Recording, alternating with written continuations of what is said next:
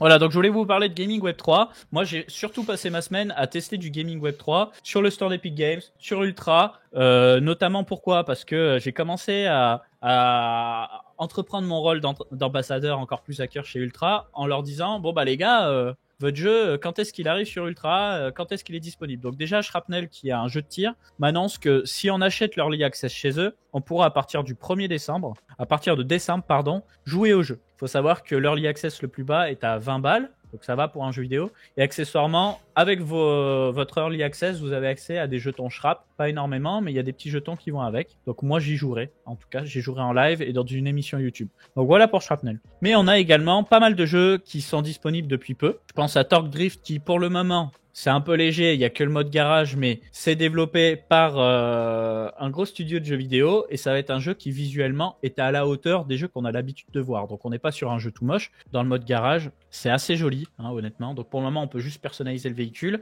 mais normalement d'ici quelques mois, on va pouvoir jouer au jeu. Donc je crois que ce sera un open world ou du moins ce sera un jeu de drift. Ça nous permet déjà de nous faire une idée de ce que ça va donner visuellement et c'est nettement au-dessus de ce qu'on a l'habitude de voir. Ensuite, donc, on a Grit, qui est un jeu gala, qui est un battle royale dans une ambiance western. On a Complete, qui est un Fortnite-like. Pardon, Léo. Désolé, on peut peut-être parler aussi du fait qu'on a un gros rapport sur le gaming qui arrive très bientôt. Oui, on peut en parler. Qui va être très très complet. J'aime beaucoup ce qui se passe.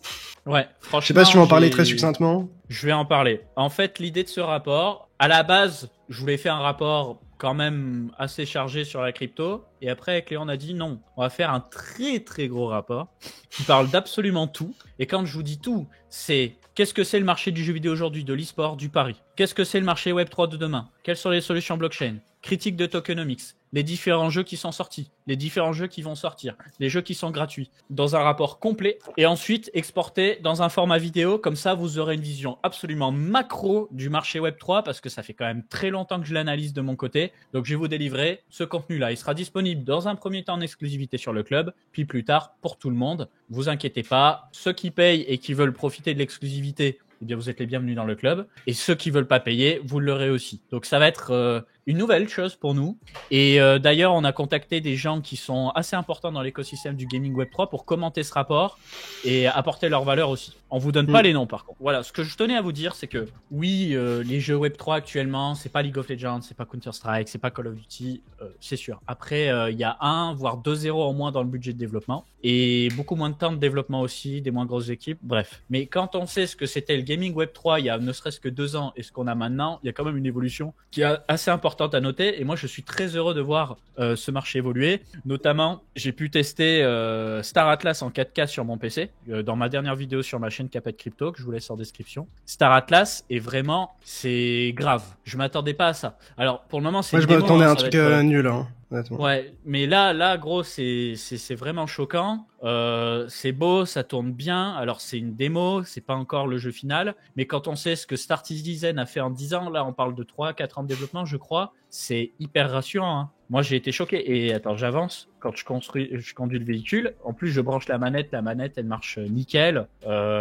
C'est vraiment. Ah, t'as pu tester du coup, toi-même? Ah ouais, bien sûr, je te prêterai mon compte Epic Games si tu veux tester, gros. Tu branches la manette, c'est un banger. Franchement, j'ai choqué. Et c'est que le début. Donc c'est très rassurant de voir un petit peu ce qui va se développer sur Unreal Engine. On sait aussi qu'il va y avoir un open world de Cross the Edges courant 2024 que j'attends avec attention. À l'époque, le CEO de Cross the Edges m'avait montré quelques images sur le téléphone. C'était assez appétissant. C'est pour ça que moi, je vous parle pas beaucoup de Cross the Edges, pas en mode ouais, ça m'intéresse pas et tout. L'écosystème est très intéressant. Mais voilà, le jeu de cartes, c'est pas forcément quelque chose qui me fait bander. Par contre, quand on va avoir du jeu à la première, à la troisième personne, là. Et j'ai regardé aussi les dernières levées de fonds et tout. Et tu peux voir que A16Z, qui est donc Horowitz de mémoire, et qui est un des plus gros investisseurs, je pense, en crypto, en tout cas en termes de fonds, de VC, etc., est en train de mettre de grosses patates sur des projets associés quand même au gaming, etc. C'est un des plus gros investisseurs dans le gaming de mémoire, avec Animoca Brands et d'autres. Donc évidemment, on en parlera dans le rapport. Mais même dernièrement, ils ont levé des sommes qui ne sont pas dérisoires. à ce niveau-là.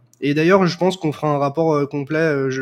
J'y réfléchis. Je pense que je vais me mettre dessus très prochainement sur les VC, sur ce qu'ils financent, sur ce qu'ils vont financer, sur les comportements durant les cycles, comprendre aussi un peu l'anatomie des VC, avoir des commentaires de gens que j'ai aussi déjà interviewés, etc. Donc, on va faire un truc vraiment propre parce que moi, j'en ai un petit peu marre d'entendre tout et n'importe quoi sur les VC sur Twitter et surtout de gens qui ne travaillent soit pas avec des VC, soit qui ne sont pas avec des VC.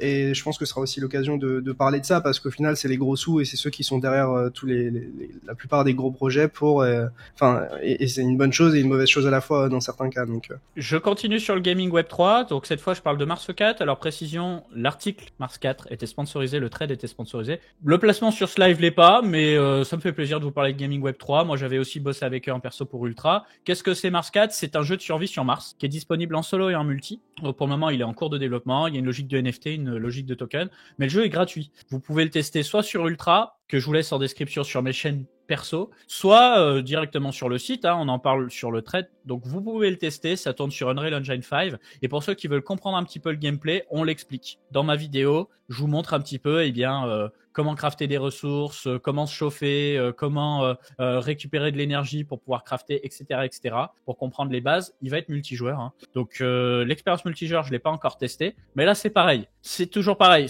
ok, c'est pas le jeu du siècle, mais c'est un jeu Web3 qui est visuellement et agréable. Et si il build correctement, et je l'espère, ça peut donner quelque chose. Il faut vraiment savoir d'où on vient dans le gaming Web3 et où on va. Moi, je vois les choses s'améliorer, donc ça me fait plaisir de vous présenter des choses qui commencent à ressembler à quelque chose. Parce que je vous dis, il y a 2 ans, c'était nul. On jouait à rien, c'était injouable, nul. Là, on a des trucs qui sont jouables, qu'on peut relancer. Compète, Mars 4, etc. Donc, imaginez ce qui va se passer dans 2 ou 3 ans. Personnellement, je suis très hype. Voilà, alors après, toujours dans mes recherches gaming, j'ai pu voir qu'il y avait une catégorie gaming sur OpenSea, où on peut voir des jeux plus ou moins intéressants, donc n'hésitez pas à regarder indépendamment les projets pour voir ce qui peut vous intéresser. Moi, les NFT reprennent des couleurs d'ailleurs. Je pense qu'on va probablement assister à une rotation des capitaux sur les NFT, mais assez tardivement, dans le sens où, pour moi, en fait, t'as le dollar, les indices, le S&P, le Nasdaq, etc. Ensuite, si tu veux prendre davantage de risques, tu as potentiellement les cryptos, donc Bitcoin. Ensuite, quand tu veux prendre encore plus de risques que sur Bitcoin, tu vas sur Ethereum. Ensuite, tu vas sur les alts. Et ensuite, potentiellement, les NFT. Donc après, je pense qu'il va falloir aussi différencier les NFT qui sont utilitaires, les NFT qui sont de l'ordre de l'art digital et de la collection artistique, et puis les NFT qui sont plus, je dirais, communautaires pour représenter certaines choses, quoi. Et donc à ce moment-là, je pense qu'on peut aussi voir des disparités à ce niveau-là. Et d'ailleurs, on a déjà vu, je crois que les CryptoPunks ont très très très bien tenu par rapport au Bored Ape dans un sens. Donc je pense qu'il faut garder en tête. Ouais, et je pense que donc ce qu'il faut garder en tête, c'est que les NFT, je pense que c'est ce qui va probablement pump en dernier, à part si on a une narrative ou quelque chose qui nous donne envie vraiment de pousser un plus à court terme.